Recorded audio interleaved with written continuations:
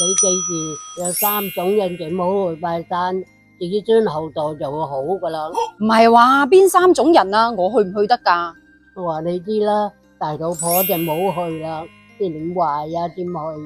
大肚婆唔去得拜山呢一個應該係好多地方都有嘅講法。咁點解唔去得呢？事關民間有個講法話，嗰啲老友記住嘅地方陰氣係好重嘅，咁個 B 又怕陰氣，去咗嘅話就會相沖，對個 B 好不利咁話。咁仲有啲老人認為啊，生理期嘅女性、未嫁嘅女性，又或者係準新抱都唔可以去咁話。咁當然啦，呢一個係民間迷信嘅講法，係由古時候男尊女卑嘅思想而導致嘅。咁依家男女平等嘅社會，好多女士都一樣可以去拜山，係咪？但係出於安全嘅考慮，大肚婆最好就咪鬼去啦。咁因為民間嘅祖墳多數都係安置喺偏遠嘅山區嘅。咁大肚婆本嚟就行動不便，仲要行山，係一件好攰、好危險嘅事。萬一閃線或者有啲咩大吉利是嘅事發生嘅話，咁樣點算係咪？咁再加上孕婦嘅情緒係好容易受到影響嘅，咁掃墓嘅時候勾起啲傷心嘅往事，萬一導致抑鬱，對大對細都唔好啦，係咪？所以老祖宗講嘅孕婦不能上墳有啲道理嘅，出於安全嘅考慮啊嘛。若然真係想去嘅話，不如等卸咗貨先至去啦。照顧好血脈，亦都係傳承孝道嘅一種啊嘛。咁你家鄉有冇話大肚婆唔去得，生理期嘅女士唔去得，或者係未嫁嘅女子唔去得呢啲講法呢？留言話我知。咁第二種又係邊種人呢？我家女就好去，我女婿就冇去啦。女婿可唔可以去拜山呢？嗱，呢一個真係各處鄉村各處例，但係有啲地方嘅風俗真係唔俾女婿去拜山噶。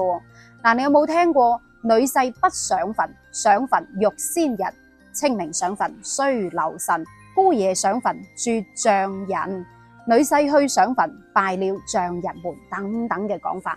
特別強調嘅係做女婿係唔可以去老婆嗰邊嘅家族去拜山，咁樣係會有辱先人，甚至俾人當笑話咁睇，講閒話咁話。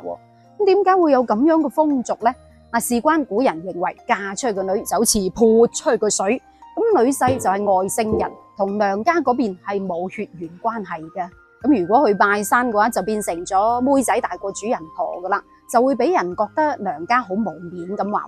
咁仲有一種情況就係，如果要得女婿去上墳，即係表示呢個家族已經斷咗香火，後繼冇人噶啦，需要一個外姓人嚟上墳。但係若然上門女婿又可以去噶。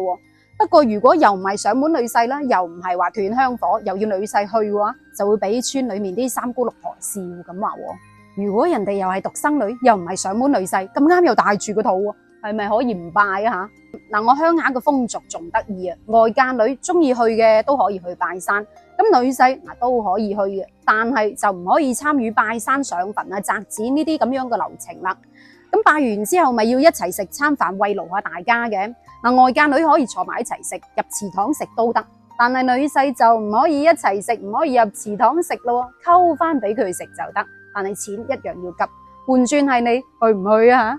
肯定好多人喺度諗啦，分錢就冇我哋份，但係夾錢就有我哋份，係咪啊？咁你家鄉嘅風俗，女婿外嫁女去唔去得嘅咧吓？留言分享下。咁第三種又係邊種人呢？做下仔就冇去，喐個領懷啊，點去？一保咁保重啦，都未會慳嘅，點去？點解古人忌諱幼童去上墳拜山呢？你都知啦，清明時節雨紛紛啊嘛，呢個時候嘅天氣肯定係忽冷忽熱，萬一凍親個 B， 凍親個金菠蘿就唔係咁好啦。山路係好多蛇蟲鼠蟻，萬一再嚇親個金菠蘿，咁樣點算啊？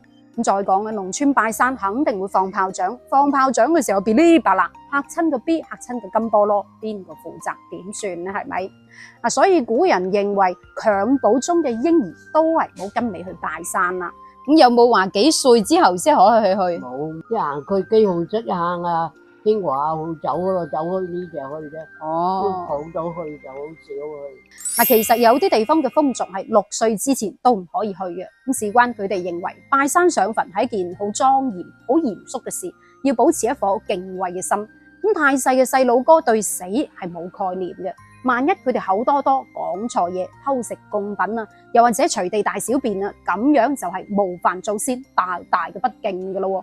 咁況且佢哋認為，若然帶住呢隻化骨龍去拜山嘅話，仲會拖慢進度咁話喎。咁其實呢一個係冇乜科學根據嘅嚇，最主要係出於對佢安全嘅考慮嘅啫。咁仲有邊啲人係唔可以去嘅咧？去麥荷蛋啲人唔去，發風嘅人冇去。咁老人家可唔可以去咧？有啲以前就話啲老人唔去嘅，有啲好多80歲就去，80幾就去。嗱，老人嘅身體肯定大不如從前嘅，咁去拜山肯定要行好多山路，落雨嘅又落雨40，出太陽又曬到應喎，只怕萬一跣一跣嘅話，咁樣就唔係咁好啦。嗱，仲有一個迷信嘅講法，話老人嘅身體陽氣係不如啲後生仔，咁嗰啲老友記住嘅地方又係好陰涼嘅，萬一去到涼一涼或者陰陰嘅話，咁樣就唔係咁老禮啦。嗱，所以民間就有咗70不上墳嘅講法。咁當然啦，呢個講法我唔係咁認同㗎，因為依家醫學咁發達，好多70歲嘅仲寶刀未老，身壯力健。嗱，若然體質好嘅，腿腳又係好靈活嘅，仔女又岌頭嘅，咁注意安全係可以去。